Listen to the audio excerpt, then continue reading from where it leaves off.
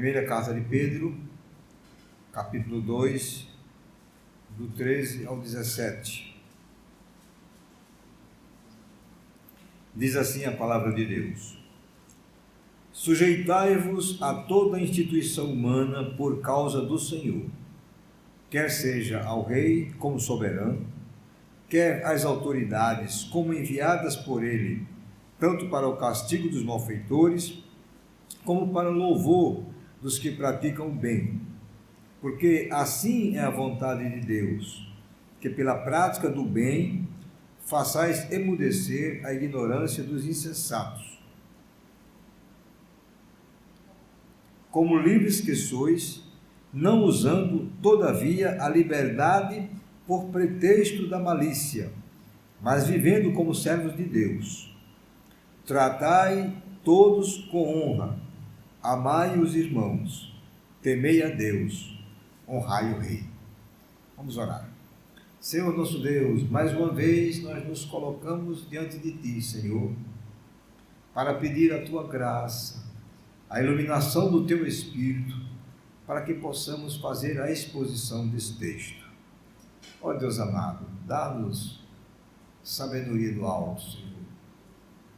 Instrui-nos para que possamos explicar o texto para a igreja. E abre, Senhor, os nossos corações, os corações do Teu povo, para que as palavras aqui explicadas, Senhor, interpretadas e aplicadas, possam, Senhor, descer ao nosso coração e fazer alguma diferença ali. Possam mudar, Senhor, o nosso comportamento, possa forjar o nosso caráter. Ó Deus amado, possa, enfim, nos fazer crescer na graça e no conhecimento de Jesus Cristo. É o que eu te peço, Senhor, neste momento, em nome de Jesus. Amém.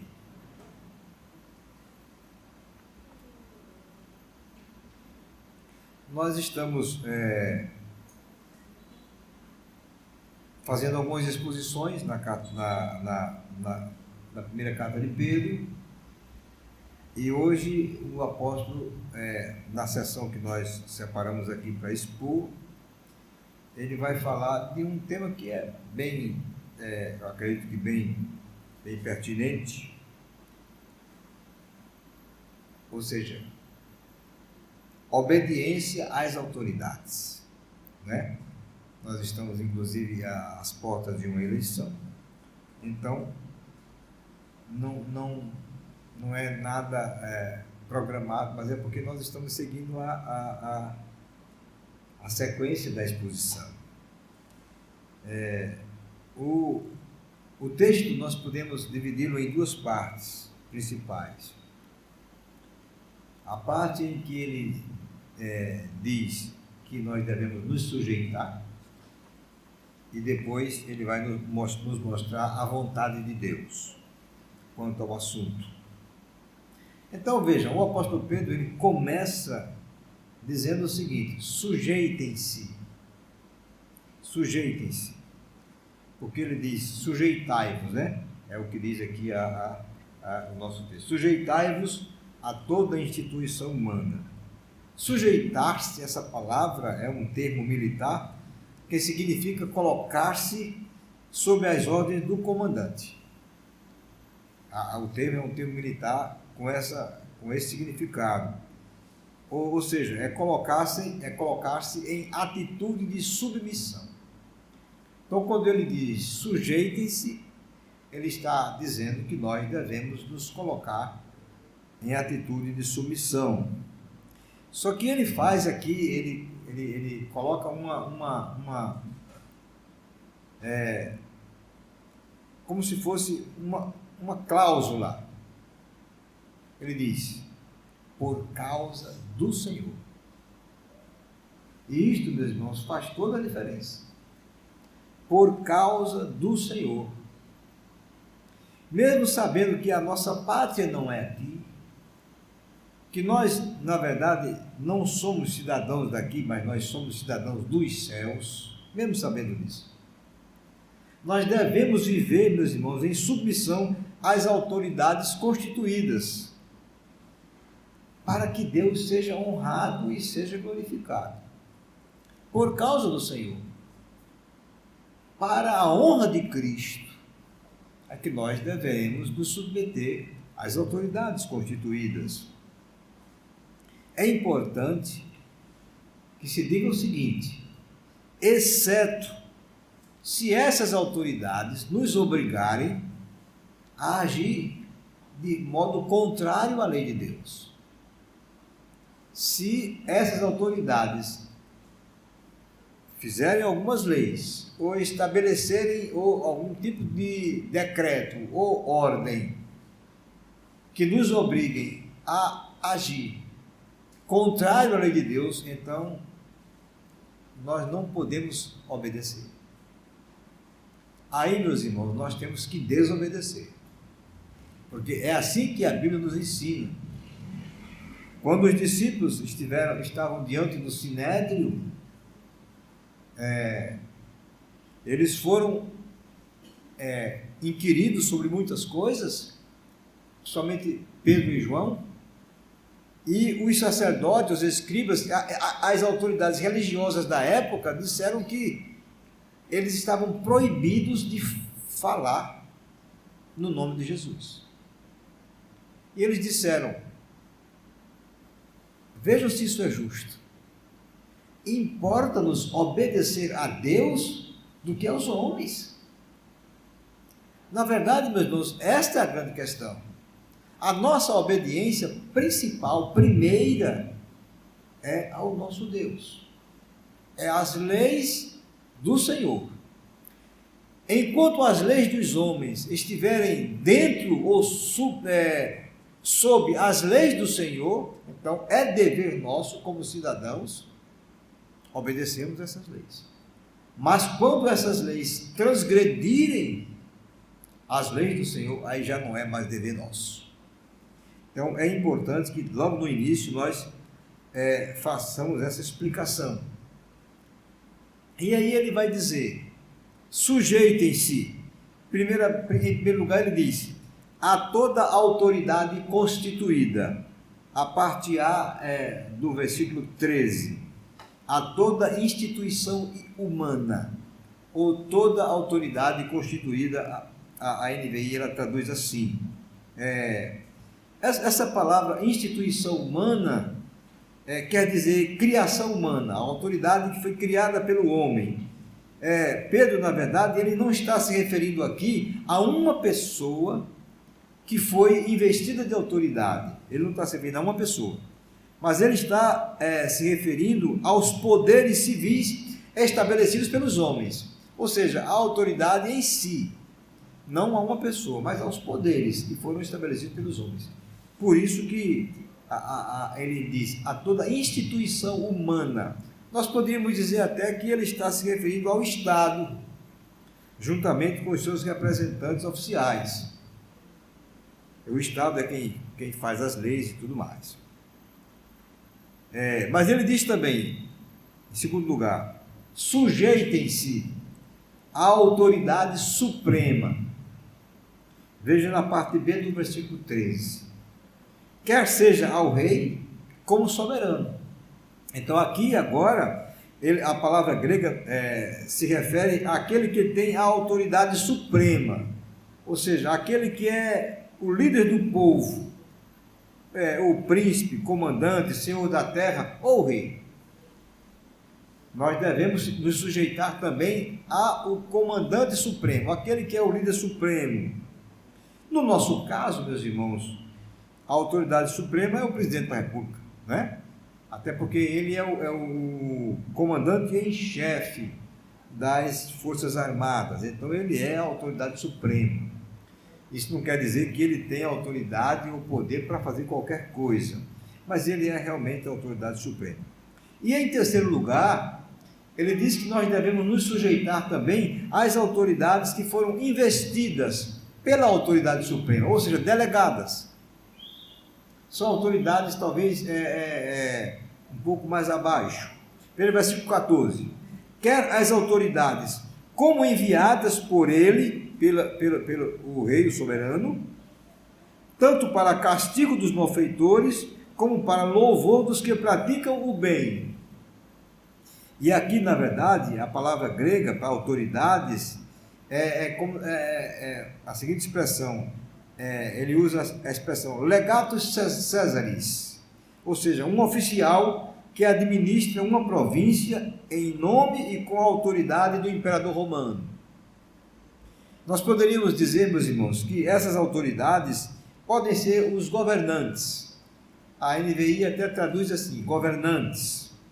Ou seja, governadores, prefeitos, ou qualquer outra pessoa investida de autoridade para determinado fim. A tarefa dessas autoridades, meus irmãos, presidentes, governadores, prefeitos, policiais, juízes, é conter o mal, manter a lei e a ordem e promover o bem-estar do povo. Veja, essa é a tarefa dessas autoridades. Essa é a tarefa delas. Conter o mal, manter a lei e a ordem e promover o bem-estar do povo. E eles devem fazer isso, meus irmãos, para castigo dos malfeitores ou para louvor dos que praticam o bem. Ou para uma coisa ou para outra.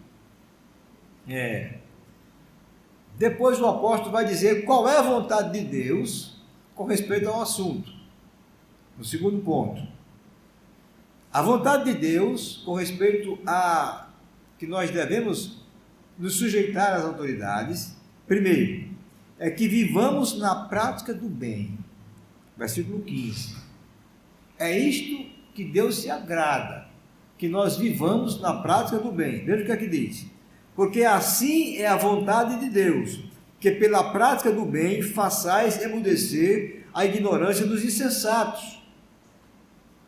Meus irmãos, a vontade de Deus é que o seu povo faça sempre o bem, sempre o que é bom e o que é reto. Essa é a vontade de Deus, meus irmãos. Devemos evitar qualquer tipo de condenação. Usando uma palavra muito comum na política, todo crente deve ser ficha limpa, completamente ficha limpa. Ele deve viver de uma forma tal na sociedade que alguém não possa apontar um erro, alguma coisa errada que ele está fazendo. Ele deve viver assim. A melhor palavra seria irrepreensível. Viver de uma maneira que não dê lugar a ninguém de lhe repreender. Meus irmãos, olha, isso é em qualquer área, na ética, na moral, na família, em qualquer lugar. Nós temos que andar corretamente. Mesmo que você ache até que algumas coisas não deveriam ser assim, mas nós nos submetemos às autoridades. Ora, os judeus, quando eles... uma das coisas que mais irritavam o judeu eram os tributos que eram pagos a Roma, a César. Isto era uma coisa terrível. Inclusive, eles usavam os próprios judeus, que eram os publicanos, que é como se passassem para o lado dos romanos, e eles cobravam o imposto e cobravam até mais. Por isso eles eram ricos, porque eles extorquiam o povo. Mas pagar imposto a Roma era terrível para os judeus. E justamente por causa disso, porque era uma coisa que eles não queriam fazer, os líderes religiosos, pensando em pegar Jesus na falha, levam essa questão para Jesus. E dizem, é lícito pagar tributo a César? Ora, imagine que Jesus tivesse o mesmo sentimento que o judeu, e dissesse, não é lícito não. Então, eles podiam acusar Jesus de estar indo contra o Estado, né? Ou que Jesus dissesse, é lícito sim. Eles estariam indo contra o povo, mas Jesus, muito sabiamente, respondeu o seguinte, pediu uma moeda, perguntou de quem era a carinha da moeda, disseram que era de César, e Jesus disse, então, dê a César o que é de César, e a Deus o que é de Deus. O imposto não é de César? Então dê a César. Agora, quando César quiser alguma coisa que é de Deus, aí você não dá. Essa é que é a grande questão. O que é de Deus tem que ser dado a Deus. A outra parte, que é a vontade de Deus também, é que nós vivamos como livres, mas aqui parece ser um paradoxo. Vivamos como servos livres. Como é que alguém pode viver como servo livre? Vivamos como livres, mas ao mesmo tempo servos. Veja o que diz no versículo 16. Como livres que sois, não usando todavia a liberdade por pretexto da malícia, mas vivendo como servos de Deus. Livres, mas servos. Não é? Que coisa interessante. Meus irmãos, vejam, Jesus disse, quando esteve aqui na terra: se, pois, o Filho vos libertar, verdadeiramente sereis livres. Porque Jesus nos liberta, meus irmãos, nos libertou da escravidão do pecado. Na verdade, nós somos verdadeiramente livres. Eu hoje estava ouvindo uma mensagem do Dr. David Charles Gomes, e ele fala um pouco sobre liberdade, e ele diz algo interessante. Quando Jesus nos libertou, ele não nos libertou de alguma coisa. Ele nos libertou para. Que coisa interessante. Jesus nos libertou para servirmos a Deus. Nós somos libertos, mas para servirmos ao Senhor. Por isso que eu estou dizendo, viver como servos, viver como livres, mas na verdade servos, porque a nossa liberdade é para servir a Deus. Meus irmãos, nós não podemos esquecer que nós somos escravos da verdade. Nós somos escravos da verdade. Nós não podemos admitir nada além da verdade bíblica. Não podemos admitir, nem além nem aqui, porque nós somos escravos da verdade. Por isso que ele diz, como livre que sois. Mas muitas vezes, e precisamos ter cuidado com isso, para não usarmos essa liberdade como pretexto da malícia. Meus irmãos, o comentarista Kistermaker, ele diz o que Martinho Lutero, como que ele tivesse definido ou explicado esse conceito. E ele explicou da seguinte forma: um cristão é um senhor perfeitamente livre sobre todas as coisas, sujeito a nenhuma delas. Um cristão é um servo perfeitamente obediente a tudo e sujeito a todos. Que coisa, né? Está vendo? Nós somos perfeitamente livres, mas nós somos também servos. Servos de Deus e servos dos outros também, meus irmãos. Nós devemos ser servos uns dos outros, porque essa é a vontade de Deus. Meus irmãos, aqui há no texto de Pedro, há uma advertência,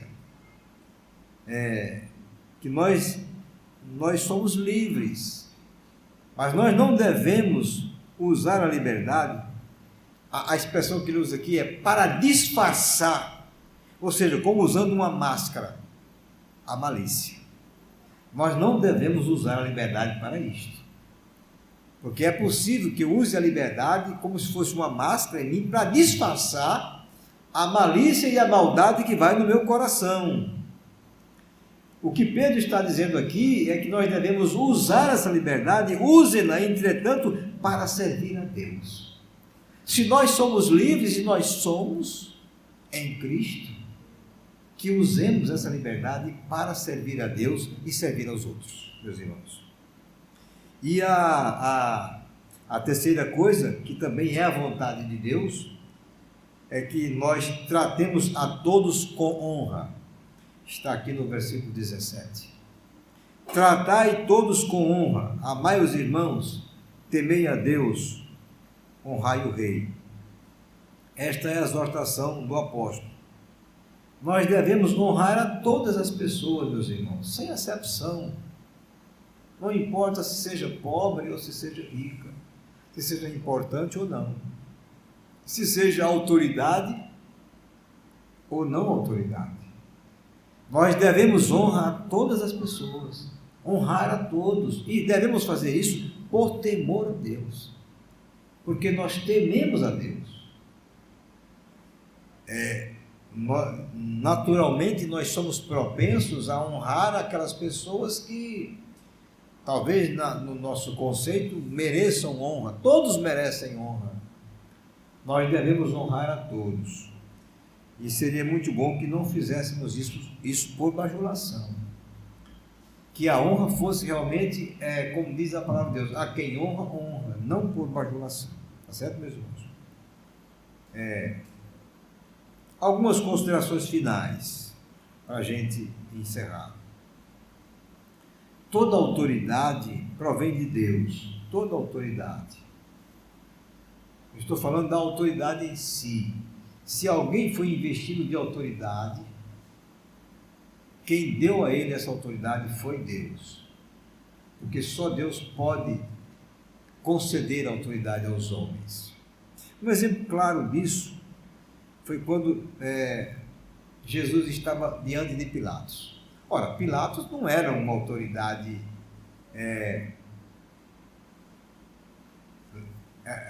correta, era um déspota. Não era uma autoridade que alguém pudesse botar na mão do fogo e dizer que ele estaria acima de qualquer suspeita. De jeito nenhum. Não era, mas era autoridade. E há um momento na conversa de Pilatos com Jesus que ele diz assim: não sabes que tenho autoridade para te soltar e autoridade para te crucificar? Aí Jesus responde para ele o seguinte: nenhuma autoridade terias sobre mim se de cima não te fosse dada. Jesus disse: você não teria nenhuma autoridade sobre mim se Deus não tivesse dado essa autoridade a você, porque toda autoridade ela é dada por Deus. Então nós precisamos já entender isso. Não importa se a autoridade é corrupta ou não, se ela é correta ou não, isso não importa. O que eu disse continua valendo. A cláusula de exceção continua valendo. Deveremos obedecer a toda autoridade constituída, mas se essa autoridade ultrapassar a autoridade de Deus, as leis do Senhor, aí nós já não temos nenhum compromisso em obedecê-la. Isso, meus irmãos, é ponto pacífico, isso não pode nem pensar nisto, né? Somos livres em Cristo, isso é verdade. Eu gosto muito desse texto, quando Jesus disse: se pois o Filho vos libertar, verdadeiramente sereis livres. Nós, meus irmãos, somos as únicas pessoas verdadeiramente livres no mundo, porque nós somos livres para servir a Deus. Por isso nós somos verdadeiramente livres. Uma vez que nós somos libertos da escravidão do pecado, então a única escravidão que nós temos é a verdade. Aí tudo bem, devemos manter a verdade sempre, mas não há mais nada que nos escraviza neste mundo, porque nós somos do Senhor. Mas essa liberdade, ela jamais pode ser usada como um disfarce para a prática do mal, meus irmãos. Jamais, de jeito nenhum. Pelo contrário, ela deve ser usada para a honra de Cristo. Usar a liberdade para satisfazer os nossos desejos carnais e dizer: não, mas eu sou livre em Cristo, Cristo já me libertou, não tem nada mais que me prenda. É realmente uma forma, querer usar uma máscara para disfarçar a maldade que está no coração, como o texto está nos dizendo realmente. A nossa liberdade deve ser para a glória de Cristo, apenas. Somos livres, meus irmãos, mas somos servos de Deus e servos uns dos outros. Precisamos aprender isto. Nós somos servos de Cristo, mas somos servos uns dos outros. Isso é uma verdade muitas vezes difícil de entender e de aceitar. Mas foi para isso que o Senhor nos libertou. Meus irmãos, olha, quanto mais nós servimos, mais nós experimentamos a verdadeira liberdade. Podem estar certo disso. Quanto mais nós servimos, mais nós experimentamos a verdadeira liberdade. Hoje nós vivemos num país de muitas contradições, né? Muitas contradições, infelizmente. E nós sabemos que há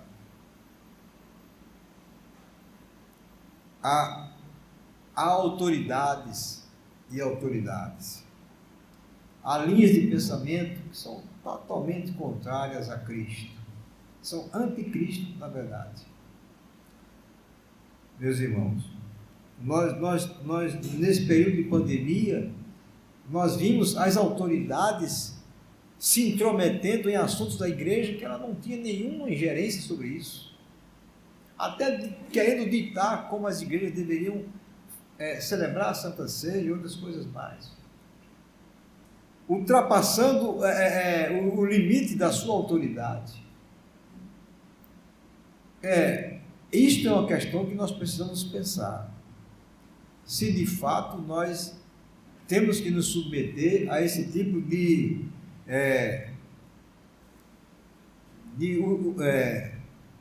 transposição dos limites da autoridade. Porque o nosso compromisso é com o Senhor Jesus, primeiramente. Eu sei que há muitos crentes ainda que estão muito presos a esse tipo de coisa, né? Demorou um pouco, eu louvo a Deus porque a nossa igreja entendeu. E aos poucos nós fomos chegando e estamos já, eu diria que praticamente normais. Mas há muitas igrejas que não entenderam, não.